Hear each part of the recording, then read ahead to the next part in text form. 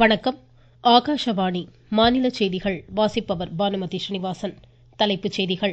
நாட்டில் பெண் குழந்தைகளின் மேம்பாட்டிற்கான அதிக வாய்ப்புகள் உருவாக்கப்பட்டு வருவதாக பிரதமர் திரு நரேந்திர மோடி தெரிவித்துள்ளார். உள்நாட்டிலேயே தயாரிக்கப்பட்ட 2402 கோடி ரூபாய் மதிப்பிலான போர்க்கள கண்காணிப்பு கருவியின் செயல்பாட்டை பாதுகாப்பு அமைச்சர் திரு ராஜ்நாத் சிங் புதுதில்லியில் இன்று தொடங்கி வைத்தார். தமிழக அரசின் மக்கள் நலத்திட்டங்களால் அனைத்து குடும்பங்களும் பயன்பெற்று வருவதாக முதலமைச்சர் திரு மு க ஸ்டாலின் கூறியுள்ளார். கோடை காலத்தில் தடையற்ற சீரான மின் விநியோகத்திற்கான நடவடிக்கைகள் எடுக்கப்பட்டு வருவதாக மாநில மின்துறை அமைச்சர் திரு செந்தில் பாலாஜி தெரிவித்துள்ளார். ISL கால்பந்து போட்டியில் பெங்கால் கேரளா அணிகள் இன்று மோதுகின்றன. இனி விரிவான செய்திகள். நாட்டில் கல்வி, சுகாதாரம், தொழில்நுட்பம், திறன் மேம்பாடு உள்ளிட்ட முக்கிய துறைகளில் பெண் குழந்தைகளின் ஆளுமையை அதிகரிப்பதற்கான நடவடிக்கைகள் எடுக்கப்பட்டு வருவதாக பிரதமர் திரு நரேந்திர மோடி தெரிவித்துள்ளார். தேசிய பெண் குழந்தைகள் தினம் இன்று கொண்டாடப்படுவதை ஒட்டி அவர் வெளியிட்ட செய்தியில் அனைத்து துறைகளிலும் மகளிருக்கான வாய்ப்புகளை உருவாக்குவதில் அரசு உறுதிபூண்டுள்ளதாக தெரிவித்தார். பல்வேறு பிரிவுகளில் பெண் குழந்தைகளின் சாதனைகளால் நாடு பெருமை கொள்வதாக குறிப்பிட்ட பிரதமர் பெண்களுக்கு சமவாய்ப்பு அளித்து பாகுபாடற்ற சமுதாயத்தை உறுதி செய்ய அரசு கவனம் செலுத்தி வருவதாகவும் கூறினார். பெண் குழந்தைகளை பாதுகாப்போம், பெண் குழந்தைகளுக்கு கற்பிப்போம், பேட்டி பச்சாவோ பேட்டி படாவோ இயக்கத்தை பிரதமர் கடந்த 2015ஆம் ஆண்டு ஜனவரி 22ஆம் தேதி தொடங்கி வைத்ததும் குறிப்பிடத்தக்கது. தேசிய பெண் குழந்தைகள் தினத்தை ஒட்டி மத்திய தகவல் ஒலிபரப்புத்துறை இணையமைச்சர் டாக்டர் எல் முருகன் வெளியிட்ட செய்தியில் கல்வி உள்ளிட்ட அனைத்து துறைகளிலும் மகளிர் சிறப்பான பங்களிப்பை வழங்கி வருவதாக பாராட்டு தெரிவித்தார். வளமான எதிர்காலத்திற்கு மகளிர் ஆளுமை என்ற இந்த ஆண்டின் கருப்பொருளுடன் நாடு முழுவதும் பல்வேறு நிகழ்ச்சிகளுக்கு மத்திய மகளிர் குழந்தைகள் நல மேம்பாட்டு அமைச்சகம் ஏற்பாடு செய்துள்ளது. குறிப்பாக சமூகத்தில் பெண்களுக்கு எதிரான குற்றங்கள் மற்றும் சவால்களை எதிர்கொண்டு ஒருங்கிணைந்த வளர்ச்சியை உறுதி செய்யும் விழிப்புணர்வு நிகழ்ச்சிகளும் நடைபெற்று வருகின்றன. உத்தரப்பிரதேச மாநில நிறுவன நாள் இன்று கொண்டாடப்படுவதை ஒட்டி குடியரசுத் தலைவர் திருமதி திரௌபதி முர்மு, பிரதமர் திரு நரேந்திர மோடி உள்ளிட்டோர் அம்மாநில மக்களுக்கு வாழ்த்து தெரிவித்துள்ளனர். மிகச்சிறந்த திறமைகளுடன் கடும் உழைப்பை வழங்கி வரும் அம்மக்களின் வாழ்வில் மகிழ்ச்சியும் வளமும் பெருகட்டும் என குடியரசுத் தலைவர் கூறியுள்ளார். பிரதமர் வெளியிட்ட செய்தியில் இந்திய கலாச்சாரத்துடன் தொடர்புடைய பல்வேறு புனித ஆன்மீக நிகழ்வுகள் நடைபெற்ற இம்மாநிலம் நாட்டின் வளர்ச்சியில் கடந்த 8 ஆண்டுகளாக சிறந்த பங்காற்றி வருவதாக கூறியுள்ளார். இம்மாநில மக்களின் நலன் மற்றும் அபரிமிதமான திறமைகளை வெளிக்கொணர நடவடிக்கை எடுக்கப்பட்டு வருவதாகவும் தெரிவித்தார். தேசிய மாணவர் படை மற்றும் நாட்டு நல பணித்திட்ட மாணாக்கருடன் பிரதமர் புதுதில்லியில் இன்று கலந்துரையாடுகிறார். நாட்டின் 76வது குடியரசு தினம் கொண்டாடப்படும் நிலையில் குடியரசு தின பேரணியில் இடம்பெறும் NCC மற்றும் NSS பிரிவின் அலங்கார அணிவகுப்பு குறித்தும் பிரதமர் கேட்டறிகிறார். உள்நாட்டிலேயே தயாரிக்கப்பட்ட 2402 கோடி ரூபாய் மதிப்பிலான சஞ்சய் போர்க்கள கண்காணிப்பு கருவியின் செயல்பாட்டை மத்திய பாதுகாப்புத்துறை அமைச்சர் திரு ராஜ்நாத் சிங் புதுதில்லியில் இன்று தொடங்கி வைத்தார். வரும் மார்ச் மாதம் முதல் 3 கட்டங்களாக இந்திய ராணுவத்தில் இந்த கண்காணிப்பு கருவி இணைக்கப்பட உள்ளது. போர் நிலவரங்கள் தொடர்பான வெளிப்படையான துல்லிய தகவல்களை அளிக்கும் சென்சார் கருவிகளுடன் அதிநவீன தொழில்நுட்பத்தில் வடிவமைக்கப்பட்டுள்ள இந்த கண்காணிப்பு கருவி எல்லை வரையறை, ஊடுருவல் உள்ளிட்டவை குறித்தும் உரிய தகவல்களை வழங்க உள்ளது.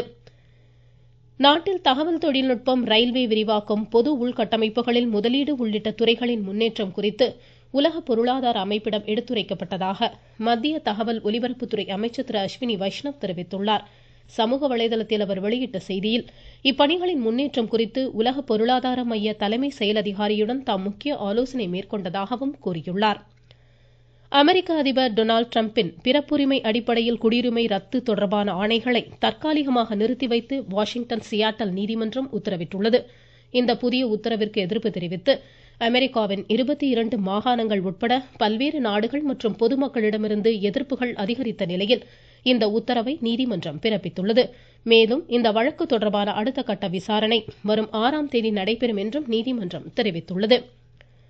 நாட்டில் பல்வேறு மருந்து தயாரிப்பு நிறுவனங்களின் 135 மருந்துகள் நிலையான தரத்தில் இல்லை என மத்திய சுகாதார குடும்ப நலத்துறை அமைச்சகம் தெரிவித்துள்ளது.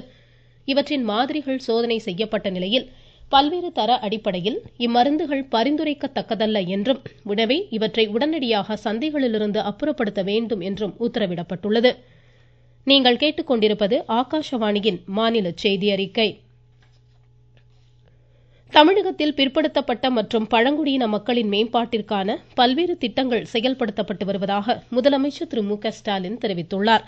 சென்னையில் இன்று நிகழ்ச்சி ஒன்றில் பேசிய அவர் தேர்தல் வாக்குறுதிகளில் பெரும்பாலானவை நிறைவேற்றப்பட்டதாக கூறினார். அரசின் மக்கள் நலத்திட்டங்களால் தமிழகத்தில் அனைத்து குடும்பங்களும் பயன்பெற்று வருவதாக தெரிவித்த முதலமைச்சர் மகளிர் உரிமை தொகை, இலவச பேருந்து பயணம், புதுமை பெண், தமிழ் புதல்வன் உள்ளிட்டவற்றை சுட்டிக்காட்டினார். பள்ளி மாணாக்கருக்கான காலை உணவு திட்டத்தை பிற மாநிலங்கள் மட்டுமல்லாமல் சில வெளிநாடுகளும் பின்பற்றி செயல்படுத்துவதாக முதலமைச்சர் பெருமிதம் தெரிவித்துள்ளார். தமிழ்நாட்டில் கோடை காலத்தில் தடையற்ற சீரான மின் விநியோகத்திற்கான அனைத்து நடவடிக்கைகளும் எடுக்கப்பட்டுள்ளதாக மாநில மின்துறை அமைச்சர் திரு செந்தில் பாலாஜி கூறியுள்ளார். சென்னையில் இன்று அனைத்து மண்டல மின் வாரிய உயர் அதிகாரிகளுடன் ஆலோசனை மேற்கொண்ட அவர் குறைந்த அழுத்த மின்மாற்றிகள் கண்டறியப்பட்டு அவற்றை சரி செய்யும் பணிகள் நடைபெறுவதாக கூறினார். வீடுகளில் மின் கணக்கீட்டிற்கான ஸ்மார்ட் மீட்டர் பொருத்தும் பணிகள் விரைவில் மேற்கொள்ளப்படும் என்றும் மின்வாரிய காலி பணியிடங்களை அத்தியாவசிய அடிப்படையில் விரைந்து நிரப்புவதற்கான பரிந்துரை அனுப்பப்பட்டுள்ளதாகவும் அமைச்சர் கூறினார். ராணிப்பேட்டை மாவட்டம் மாங்காடு பகுதியில் 32.5 கோடி ரூபாய் மதிப்பிலான சாலை மேம்பாட்டு பணிகளுக்கு மாநில கைத்தறி துணிநூல் துறை அமைச்சர் திரு ஆர் காந்தி இன்று அடிக்கல் நாட்டினார். தமிழக சட்டப்பேரவை பொதுக்கணக்கு குழுவினர் சிவகங்கை மாவட்ட வளர்ச்சிப் பணிகள் குறித்து இன்று ஆய்வு மேற்கொண்டு வருகின்றனர். கல்வி, நகராட்சி நிர்வாகம், குடிநீர் வழங்கல், நெடுஞ்சாலை மற்றும் பிற்படுத்தப்பட்டோர் நலத்துறை சார்பில் மேம்படுத்தப்பட்டு வரும் மேம்பாட்டு பணிகள் குறித்து காரைக்குடி, திருப்பத்தூர் உள்ளிட்ட இடங்களில் மாவட்ட ஆட்சித்தலைவர் திருமதி ஆஷா அஜித் தலைமையில் இந்த ஆய்வு நடைபெறுகிறது. தேனி மாவட்டத்தில் நேதாஜி சுபாஷ் சந்திரபோஸ் பிறந்தநாளை முன்னிட்டு இரட்டை மாட்டு வண்டி ரேக்லா பந்தயம் இன்று நடைபெற்றது. இதுகுறித்து எமது செய்தியாளர். இந்திய ராணுவத்தை கட்டமைத்தவரும் சுதந்திர போராட்ட வீரருமான திரு நேதாஜி சுபாஷ் சந்திரபோஸின் பிறந்தநாளை முன்னிட்டு தேனி மாவட்டம் சின்னமனூரில் நடைபெற்ற இரட்டை மாட்டு வண்டி எல்கை பந்தயத்தில் 200க்கும் மேற்பட்ட ஜோடி மாடுகள் பங்கேற்றன. சின்னமனூரில் இருந்து தென்பழனி சாலை வரை மொத்தம் 8 கிலோமீட்டர் தூரம் பந்தய எல்லை நிர்ணயிக்கப்பட்டு 7 பிரிவுகளின் கீழ் போட்டிகள் நடத்தப்பட்டது. பந்தய தூரத்தை நோக்கி சீறிப்பாய்ந்த காளைகளை ஏராளமான இளைஞர்கள் ஆரவாரம் செய்தவாறு உற்சாகமாக கண்டு ரசித்தனர். தேனியிலிருந்து ராஜ்குமார். திருச்செந்தூர் அருள்மிகு சுப்பிரமணிய சுவாமி திருக்கோவிலில் கடந்த 18ஆம் நூற்றாண்டில் ஒலிக்கப்பட்ட பிரம்மாண்ட கோபுரமணி மீண்டும் ஒலிக்க தயாராகி வருகிறது. இதுகுறித்து எமது செய்தியாளர். திருச்செந்தூர் சுப்பிரமணிய சுவாமி திருக்கோவிலில் 300 கோடி ரூபாய் மதிப்பில் பல்வேறு திருப்பணிகள் விறுவிறுப்பாக நடைபெற்று வருகின்றன. இதன் ஒரு பகுதியாக 137 அடி உயரம் கொண்ட 9 நிலையிலான ராஜகோபுரம் புதுப்பிக்கும் பணியும் நடைபெற்று வருகிறது. இந்த ராஜகோபுரத்தில் வீரபாண்டிய கட்டபொம்மன் காலத்தில் ஒலித்த கோபுரமணி மீண்டும் ஒலிக்க செய்வதற்கான பணிகள் நடைபெற்று வருகின்றன. கும்பாபிஷேகத்திற்கு பின்பு மீண்டும் இந்த பிரம்மாண்ட மணி ஒலி எழுப்ப இருப்பது பக்தரிடையே வரவேற்பை பெற்றுள்ளது. தூத்துக்குடி மாவட்ட செய்தியாளர் ஏ லட்சுமணன். தென்காசி மாவட்டத்தில் சின்ன வெங்காயத்தின் விலை அதிகரித்துள்ளதால் சாமானிய மக்கள் கவலை அடைந்துள்ளனர். இதுகுறித்து எமது செய்தியாளர்.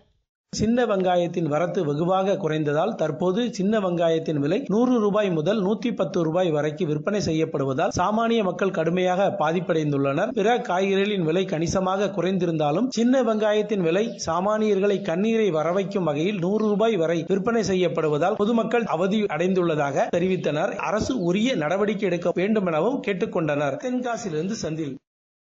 காஞ்சிபுரம் பேருந்து நிலையத்தில் சாலை பாதுகாப்பு விழிப்புணர்வு பேரணியை மாவட்ட ஆட்சித்தலைவர் திருமதி கலைச்செல்வி மோகன் இன்று தொடங்கி வைத்தார். இதேபோல் நாமக்கல்லில் நடைபெற்ற சாலை பாதுகாப்பு விழிப்புணர்வு கலை நிகழ்ச்சியில் காவல்துறையினர், மாணாக்கர் உள்ளிட்ட ஏராளமானோர் பங்கேற்றனர். நீலகிரி, பொள்ளாச்சி பகுதிகளில் பொதுமக்களை அச்சுறுத்தி வந்த புல்லட் யானை பிடிக்கப்பட்டு நெல்லை மாவட்டம் களக்காடு முண்டந்துறை புலிகள் காப்பக அடர்ந்த வனப்பகுதியில் விடப்பட்டது. வைகை இலக்கிய திருவிழா திண்டுக்கல்லில் இன்று நடைபெறுகிறது. மாணாக்கர் மற்றும் பொதுமக்களிடையே வாசிப்பின் அவசியத்தை வலியுறுத்தும் வகையில் பிரபல எழுத்தாளர்கள், பேச்சாளர்கள் மற்றும் கவிஞர்கள் உள்ளிட்டோர் இதில் பங்கேற்கின்றனர். தமிழகத்தில் MBA, MCA உள்ளிட்ட முதுநிலை மாணவர் சேர்க்கைக்கான டான்செட் நுழைவுத் தேர்விற்கு இன்று முதல் அடுத்த மாதம் 21ஆம் தேதிக்குள் விண்ணப்பிக்கலாம் என அண்ணா பல்கலைக்கழகம் அறிவித்துள்ளது. திருவாரூரில் 3வது புத்தக திருவிழா இன்று தொடங்கி வரும் 2ஆம் தேதி வரை நடைபெறுகிறது. கரூர் மாவட்டம் மண்மங்கலம், அரவக்குறிச்சி, புகழூர் உள்ளிட்ட 7 இடங்களில் பொது விநியோக குறைதீர் நாள் கூட்டம் நாளை நடைபெறுகிறது. குடும்ப அட்டையில் பெயர் சேர்த்தல், நீக்கல், திருத்தம் உள்ளிட்டவற்றிற்கு இதில் விண்ணப்பிக்கலாம். ISL கால்பந்து போட்டியில் இன்றிரவு 7:30 மணிக்கு ஈஸ்ட் பெங்கால் அணி கேரளா பிளாஸ்டர்ஸ் அணியை எதிர்கொள்கிறது. ரூர்கேலாவில் நடைபெறும் ஹாக்கி இந்தியா லீக் தொடரில் இன்றிரவு நடைபெறும் போட்டியில் கலிங்கா லான்சர்ஸ் பெங்கால் டைகர்ஸை எதிர்கொள்கிறது. மீண்டும் தலைப்புச் செய்திகள். நாட்டில் பெண் குழந்தைகளின் மேம்பாட்டிற்கான அதிக வாய்ப்புகள் உருவாக்கப்பட்டு வருவதாக பிரதமர் திரு நரேந்திர மோடி தெரிவித்துள்ளார். உள்நாட்டிலேயே தயாரிக்கப்பட்ட 2402 கோடி ரூபாய் மதிப்பிலான போர்க்கள கண்காணிப்பு கருவியின் செயல்பாட்டை மத்திய பாதுகாப்பு அமைச்சர் திரு ராஜ்நாத் சிங் புதுடெல்லியில் இன்று தொடங்கி வைத்தார். தமிழக அரசின் மக்கள் நலத் திட்டங்களால் அனைத்து குடும்பங்களும் பயன்பெற்று வருவதாக முதலமைச்சர் திரு மு க ஸ்டாலின் கூறியுள்ளார். கோடை காலத்தில் தடையற்ற சீரான மின் விநியோகத்திற்கான நடவடிக்கைகள் எடுக்கப்பட்டு வருவதாக மாநில மின்துறை அமைச்சர் திரு செந்தில் பாலாஜி தெரிவித்துள்ளார்.